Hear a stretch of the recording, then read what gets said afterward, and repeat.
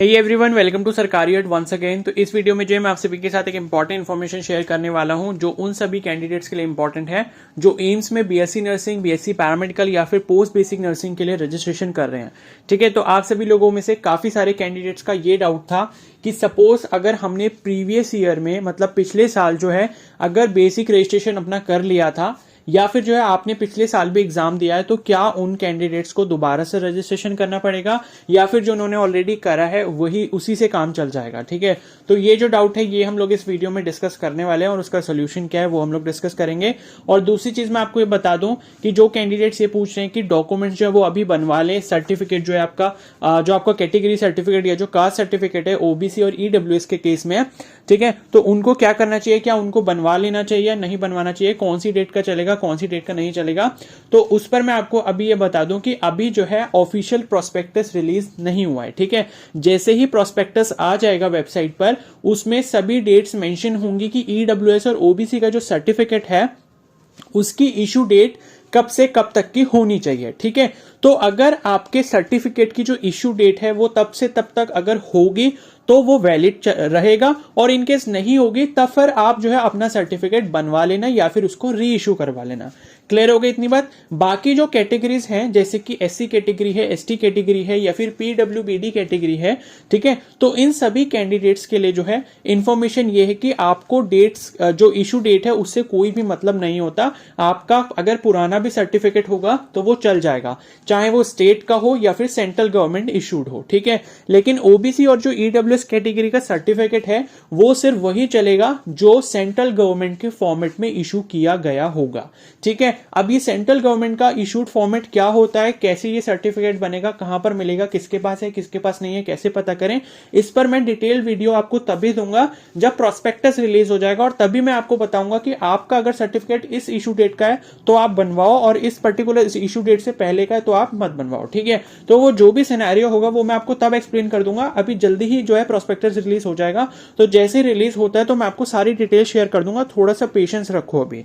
ठीक है, तो अब हम लोग वापस अपने मेन इशू पे आते हैं जो ये है कि जिसने ऑलरेडी जो है अपना रजिस्ट्रेशन कर रखा था पिछले साल वो क्या करें। ठीक है, तो पहले तो मैं बता दूं कि लास्ट ईयर भी यही हुआ था कि लास्ट ईयर जो ऐसे कैंडिडेट्स थे जिन्होंने पहले रजिस्ट्रेशन अपना कर रखा था उससे पिछले साल मतलब 2021 में जिसने किया था तो वो कैंडिडेट्स ने अपना क्या करा था, आरयूसी कोड जनरेट किया था और उसके बाद अपना फाइनल रजिस्ट्रेशन कर लिया था। ठीक है, तो इस बार भी मोस्ट प्रोबेबली ऐसा ही होगा।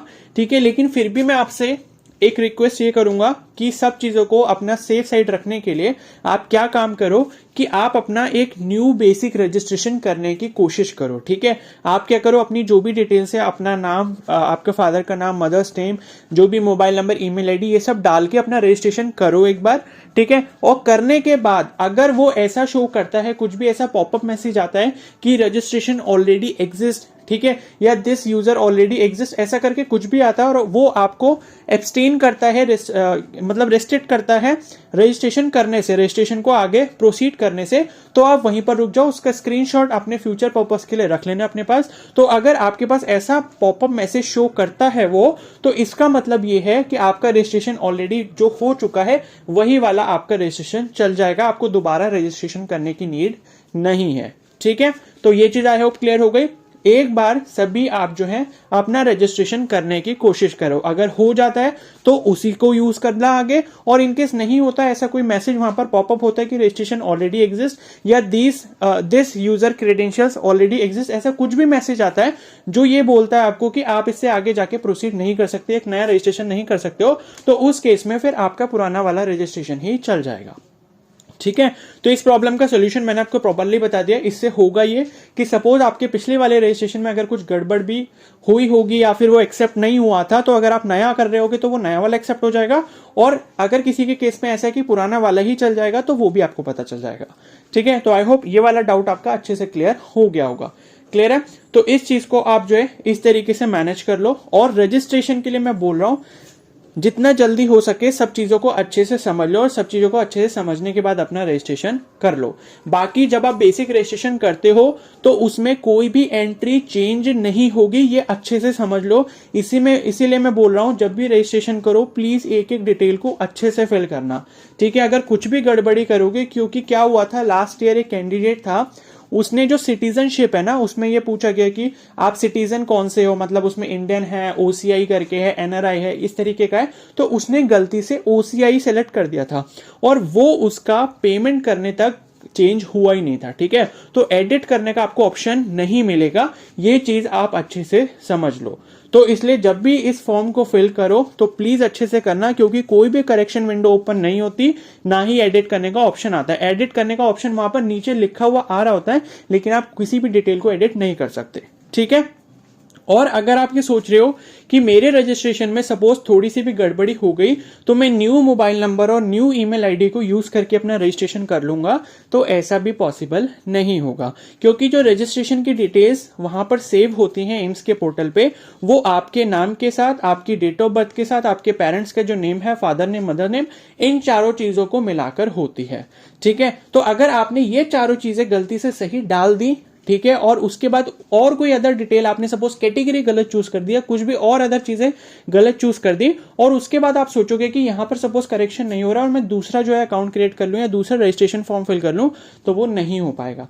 क्यों? क्योंकि आपका जो फॉर्म फिल हुआ है या जो डेटा सेव हुआ है वो उन 4 क्रेडेंशियल्स को यूज करके हुआ है, आपका नाम, आपके फादर का नेम, आपका मदर का नेम और आपका जो डेट ऑफ बर्थ है। ठीक है, तो ये चीज आप अच्छे से समझ लेना, तभी मैं आपको एक एक चीज अच्छे से समझा रहा हूं। और अगर अभी किसी को डाउट है कि उनका OBC category non creamy layer है, क्रीमी लेयर है, तो वो अभी रजिस्ट्रेशन बिल्कुल ना करें, 1-2 दिन का वेट करो। जैसे ही प्रोस्पेक्टस आता है मैं सारी डिटेल्स आपको अच्छे से क्लियर कर दूंगा कि non creamy layer, creamy layer, ये सब क्या होता है। और अगर आपको ऐसा भी डाउट है, देखो ईडब्ल्यूएस में अगर आप एक्चुअल में आते हो तब तो आप उसमें यस करना ईडब्ल्यूएस में, अदरवाइज आप जनरल कैटेगरी से ही फॉर्म फिल करना। क्लियर है? क्योंकि अगर आपको ये पता है कि मैं सर्टिफिकेट इसका बनवा लूंगा तभी आप उसको ईडब्ल्यूएस सेलेक्ट करो, अदरवाइज मत करना।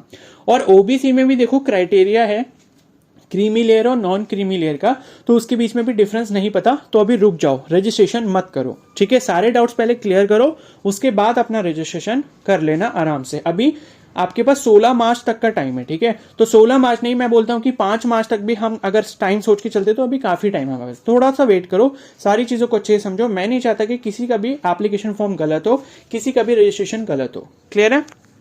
ठीक है, तो आई होप ये इन्फॉर्मेशन आपको क्लियर हो गई होगी। बाकी अगर किसी को एप्लीकेशन फॉर्म से रिलेटेड कोई इन्फॉर्मेशन चाहिए, ठीक है, बाकी एग्जाम सेंटर कहाँ होगा, पेपर हिंदी में होगा, इंग्लिश में होगा, इन सभी से रिलेटेड ऑलरेडी मैं वीडियो अपलोड कर चुका हूँ।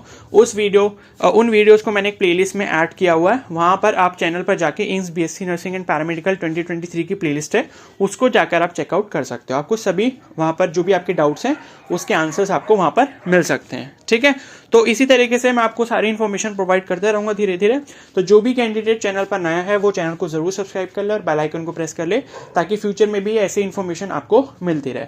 और अगर ये वीडियो थोड़ी सी भी आपको हेल्पफुल लगी तो प्लीज को जरूर लाइक कर देना। कोई डाउट है तो आप मुझे कमेंट सेक्शन में बता सकते हो, अदरवाइज जो है आप मुझे इंस्टाग्राम पे भी मैसेज कर सकते हो। इंस्टाग्राम का जो लिंक है वो भी मैंने कमेंट सेक्शन में पिन किया हुआ है। क्लियर है? तो सारी चीजें एक बार मुझसे पूछ लेना। आपको इतना सब समझने के बाद भी अगर कोई डाउट होता है तो मुझसे इंस्टा पे पहले पूछ लो, फिर अपना रजिस्ट्रेशन आगे प्रोसीड करो, क्योंकि एक बार गलती कर दी तो करेक्शन नहीं होगा, फिर आप रजिस्ट्रेशन नहीं कर पाओगे।